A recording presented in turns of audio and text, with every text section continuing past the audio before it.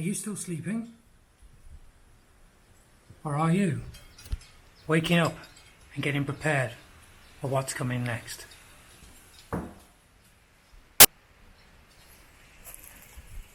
Well, we're a couple of weeks into this quarantine situation, self-distancing.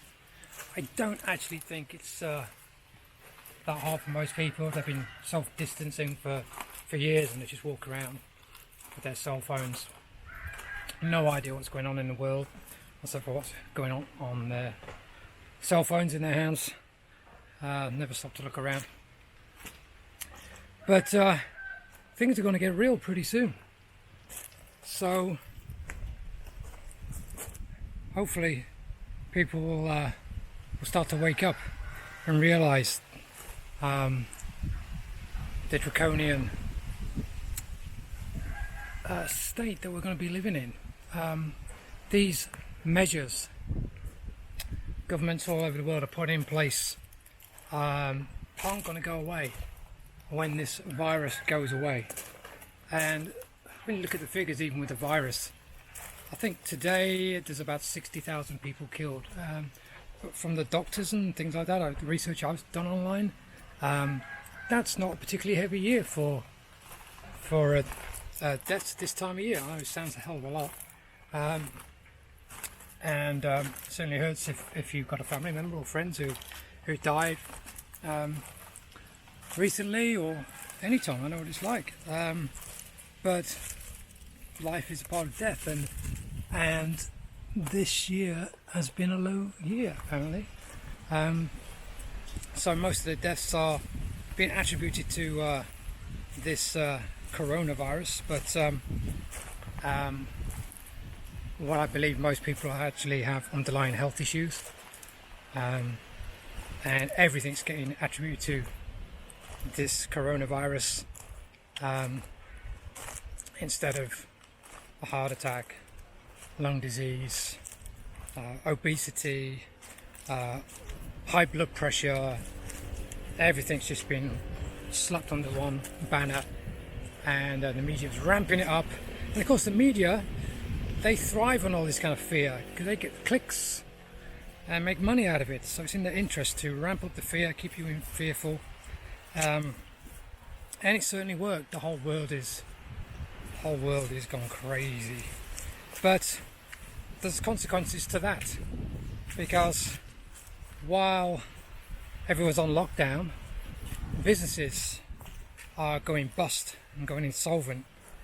People have been unemployed and laid off, and these are going to have real world consequences too. Suicide rates will rocket,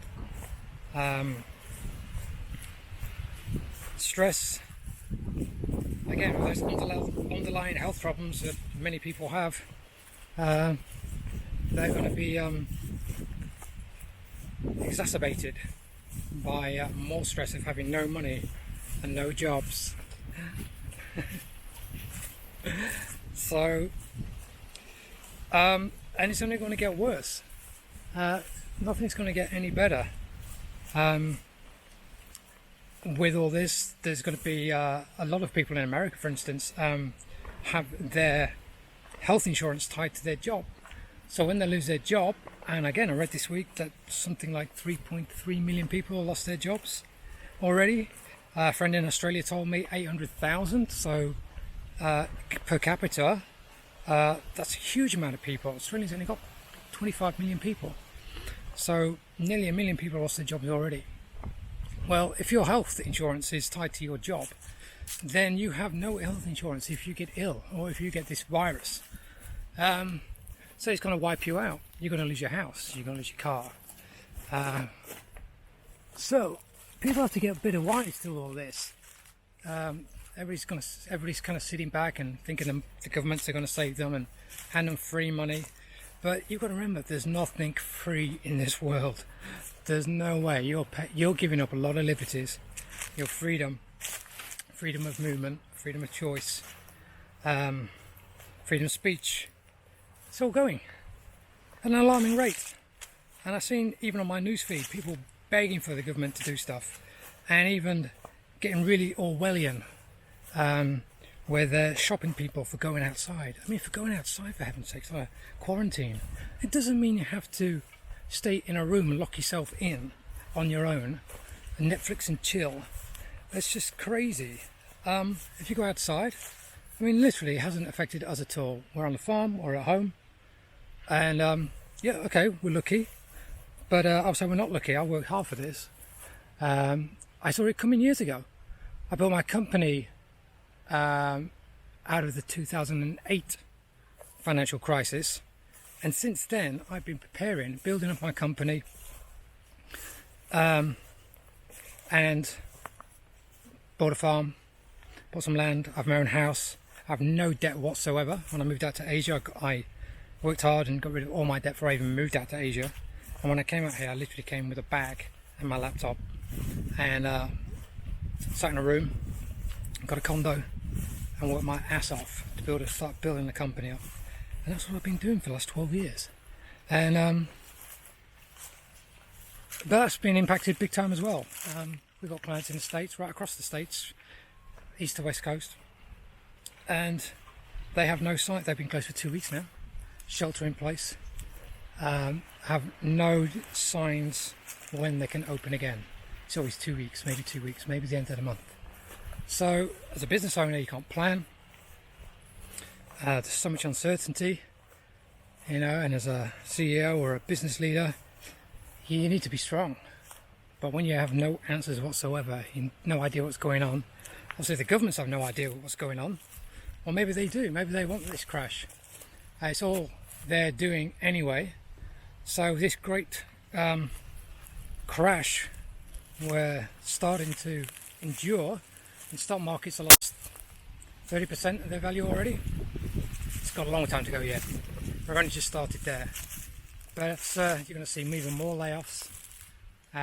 This is all going to happen, coronavirus or not. Anybody who knows me knows I'll tell you about this. I don't do it publicly, I don't do it on videos, not my scene generally, but we're so far down the line now. Thought, why not? I probably, if you know me, if you've seen some of my videos even, you probably know I might alluded to my way of thinking. If not, I guess you're waking up to it now.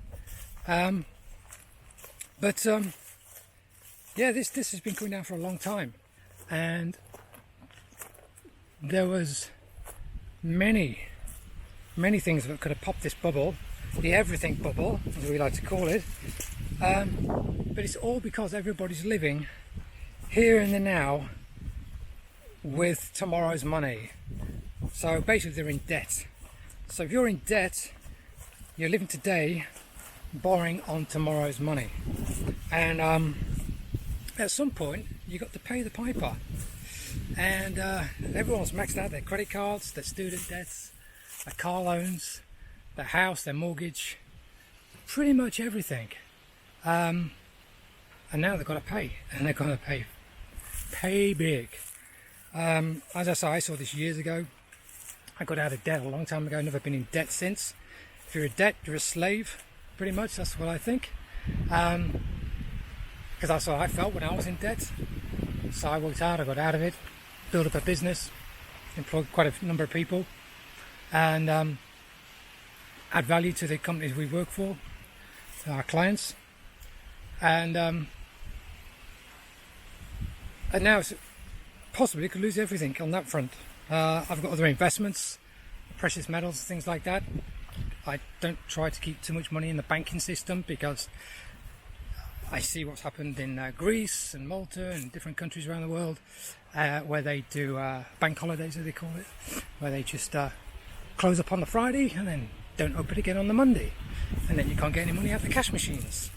And I did see someone the other day, I think it was someone from the Fed or something like that in America, or maybe it's a government official, saying there's no need to take your money out the bank, we're very, very safe. As soon as I hear that, I'll get my money out of the bank. That is a red flag if I ever heard one. So I even told my parents, get some cash out the bank Just take it in chunks, don't take it all out, but get it out under the radar, because you're going to need cash soon. They close the bank accounts down for any reason, which they might, because they're pretty much all insolvent, all these banks. They're printing literally trillions of dollars. They have been since September in the repo markets, so there's no liquidity in the markets. So they're printing money out of thin air. So this is how it works basically. You got a mortgage, you put 5% down to buy a house or a car. When you put $100 in a bank account, the banks can lend $90 of that. Now you think you've got $100, you just give the bank $100 as a deposit. You haven't. You give that. It's called fractional reserve banking.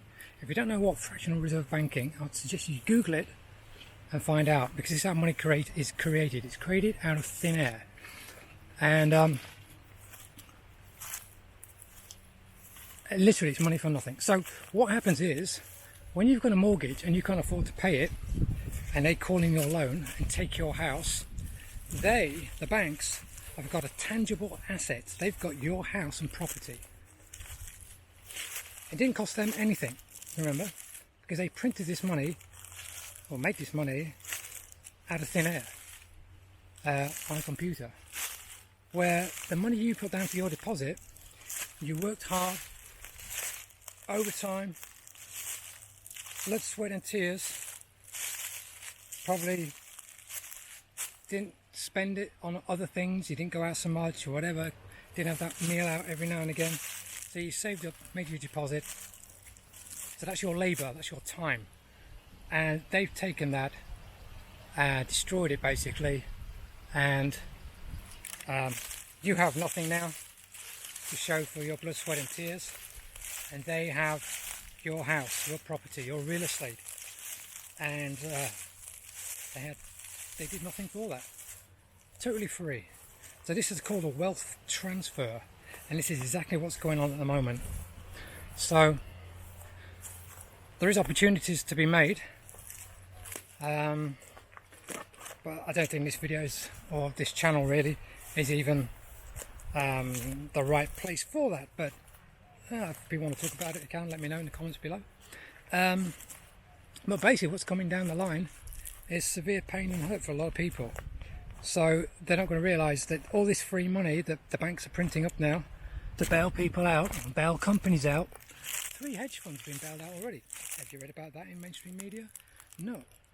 Well, they say you have $100 million, and they've done some bets, and those bets have gone wrong. So now they owe $500 million, $1 billion. We toss these figures around like, don't matter, billion, trillion, whatever.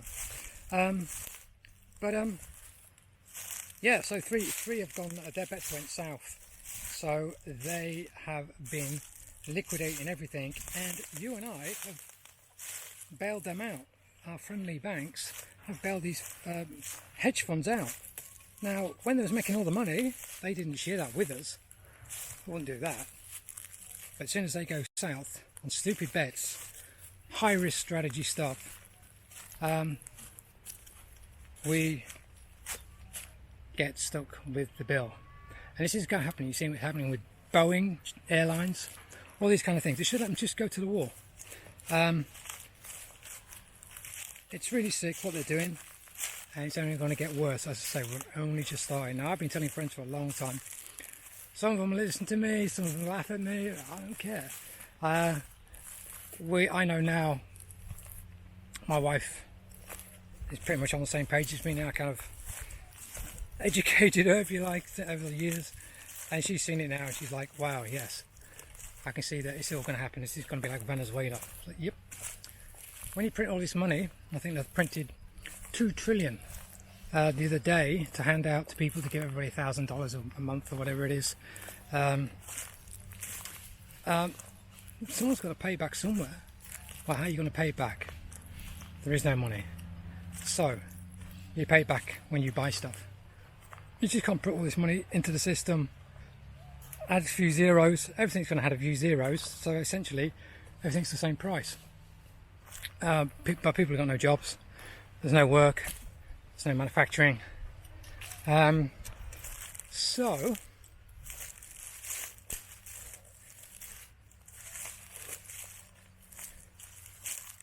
we have hyperinflation. Now if you want to see what hyperinflation is like, so I'm just looking out for snakes, just go into a quiet corner, get some shade. Look at Venezuela. I went there a few years ago, quite a few years ago, and it was a pretty scary place. There it was too. I was quite lucky to get out.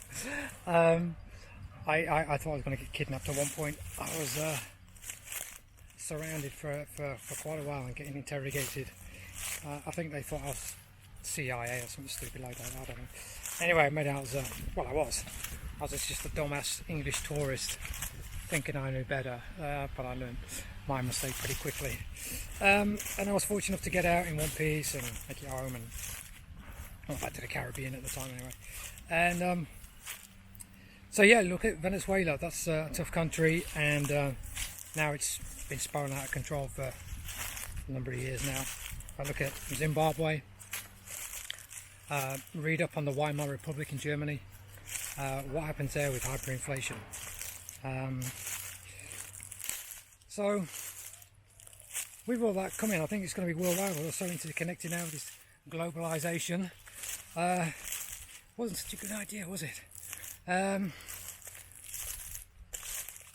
So if you're prepared, you can do all right out of this, or maybe not. Who knows what's coming down the line? I really don't know. I'm not saying I'm prepared and I'm going to be all right, Jack. F you, far from it, because we're all connected, you know. And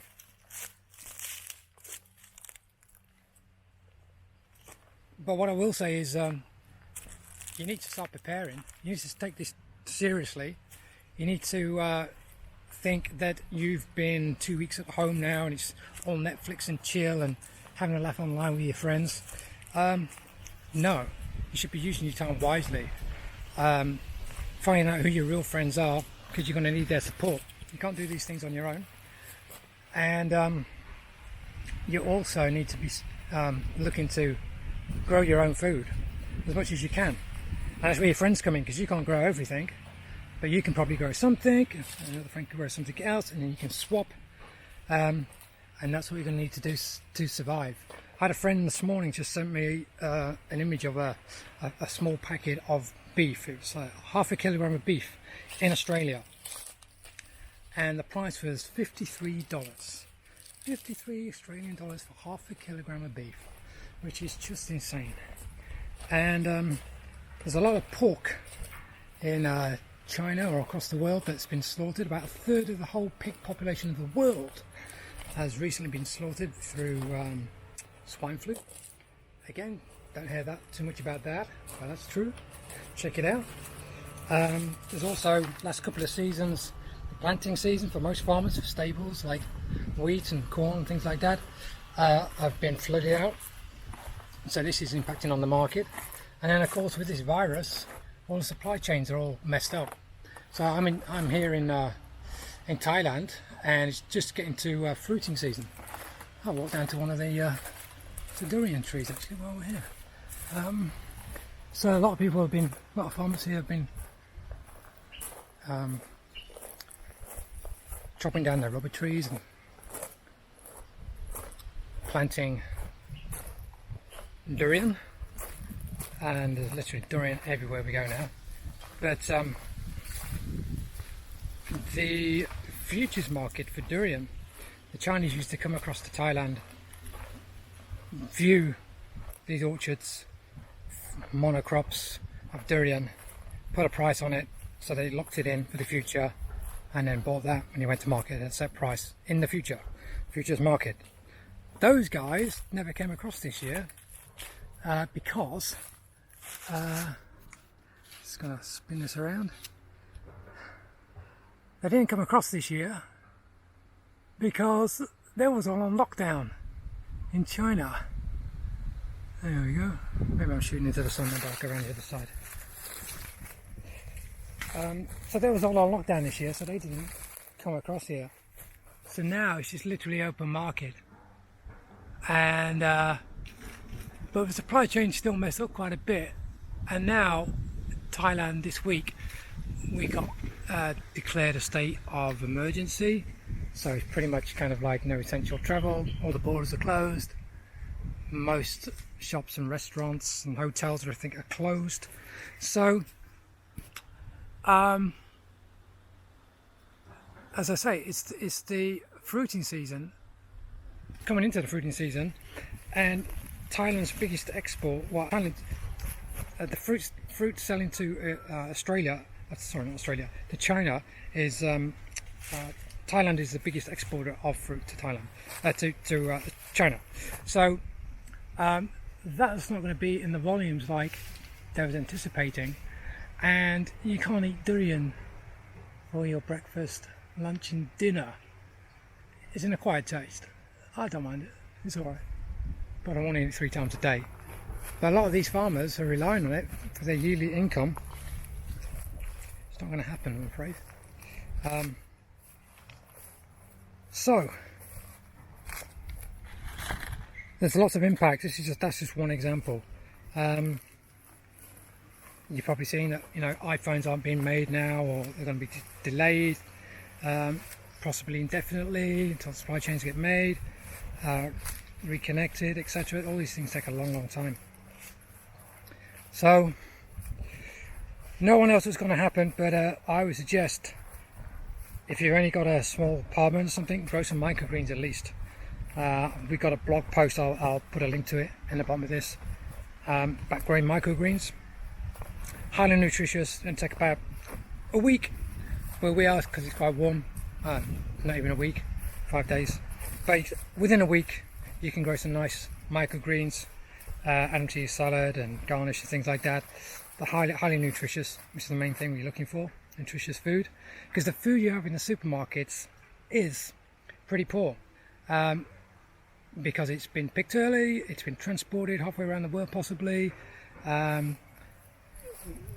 The stuff farmers, general farmers, spray on their food, the hormones they use on the trees, and the pesticides and the herbicides. You're not eating very good food anyway. I did read somewhere a long time ago, I think the nutritional value of food was something like 60% higher, you know, back in our parents' day.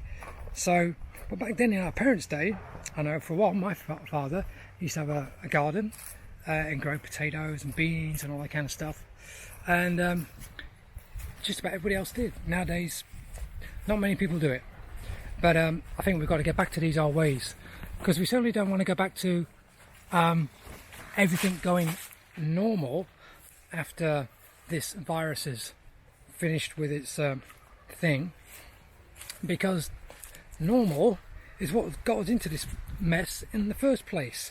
Living above our means, trying to be something we're not, trying to show everybody we're successful on social media and stuff like that. It's all bullshit. No one believes it anyway, really, but everyone's stressed out.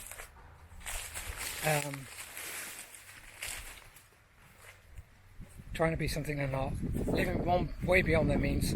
So I think it's time to really sort of have a look at our lifestyles and get healthier, physically, mentally, financially, and this is going to be super tough now, when you don't know where your next meal is going to come from. It sounds really melodramatic and all that. You can laugh now, but watch this video in probably about a year's time, and let me know if I was right or not. That's what I'll say. There's no need to be scared if you can prepare. And I'm just looking for my geese. Oh, there they are. But yeah, things are definitely going to change, and I don't think in the short term they're going to change for the good. So, but we don't know where things will change or how they're going to change, but we can have a good guess based on history There's the geese and some chickens, free ranging. Keeping this rambutan orchard nice and clean. Getting a free meal at the same time.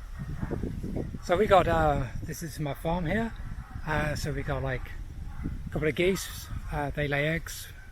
And then we've got chickens, so they lay eggs and we can eat the chickens. We've got another flock of chickens at home, bigger than this flock. That's where they live when I'm not here. And then we've got lots of fruit trees, many different kinds of fruit trees. And then we also grow vegetables and beans and all kinds of other stuff too, on 2 properties. So, and lots of chocolate, of course. It's kind of what we're oh dear.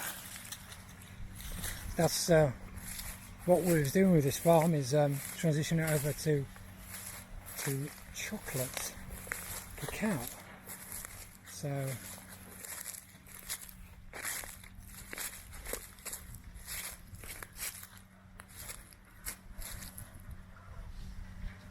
couple of big birds. Yeah, so anyway, so that's quite nice here. It's in the nice shade of these rambutan trees. So yeah, so things are going to change. So use your time wisely. Learn some new skills. Learn to use your hands. Learn to fix stuff. Get some money out the bank, because if you turn the ATMs off, you're not going to be in a good place if you've got ready cash. I would say buy some precious metals, but the spot price now is crazy high, and you probably won't have to buy it anyway. You're too late. But that will protect your wealth, because the banks hyperinflate. You'll have some precious metals that you can sell, or use for barter, and you can retain your wealth. But and then the other thing, biggest probably investment, is food. Get stocked up. Probably a bit late to say that even. But stock up, start growing stuff. Grow some microgreens if you're in a small place, like I say. You've got a balcony. Grow some tomatoes. Grow some beans. If you've got a bigger property, if you've got a bit of land, get some raised beds going. And some potatoes and yams, good carbohydrates, and make friends with like-minded people in your community, because it's the only way we're going to get through this. This could go on for years.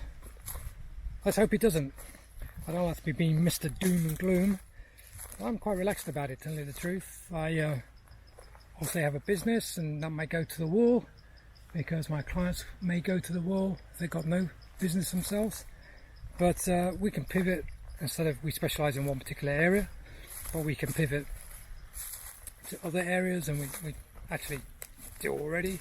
So there's always opportunities, but so I'm not particularly worried at this stage.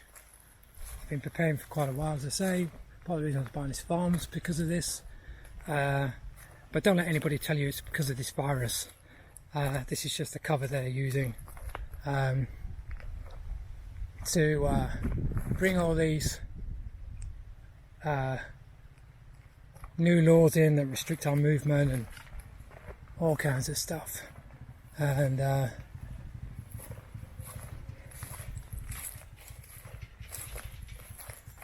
it's definitely going to come in. Have a look at this beautiful plant here. Lovely. Growing so well. Beautiful shape. It's cacao. And this. Beautiful, healthy plants. So, not everyone can have a farm, but I didn't think I'd have a farm. But here I am. In Thailand. You never know where life's going to take you. Look at these limes. Huge lime tree here. I don't know if you can see these. Anyway, like and subscribe. We'll see you on the other side. Stay safe, and nasty ants. Look at those. They're loving those rambutan. But anyway, like and subscribe. Let me know what you think in the comments below, and stay safe out there. It is real. I'm not denying the fact that these pandemics are real, but I think it's been totally overhyped, and everyone's living in fear. And I think when we see the numbers and the stats afterwards, we realise we've been duped, and then we've lost a lot of our civil liberties, which would be a damn shame. But anyway, I think it's going to rain. Hopefully it is. Oh wow.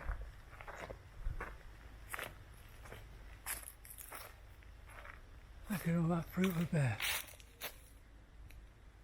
It's funny, these trees, huge tree this, it's full of fruit, and when we bought this farm they said they've never seen it fruit before, and they said the same about the mango tree as well.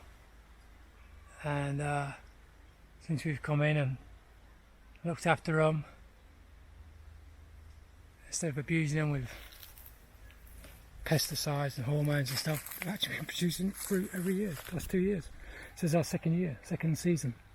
So natural, simple, that's the way we should be living. It really is. So anyway, I'm going to get inside before the rain comes. Hopefully it does, because we haven't had rain here for weeks and weeks and weeks. So dry. And I'll leave you with the bees.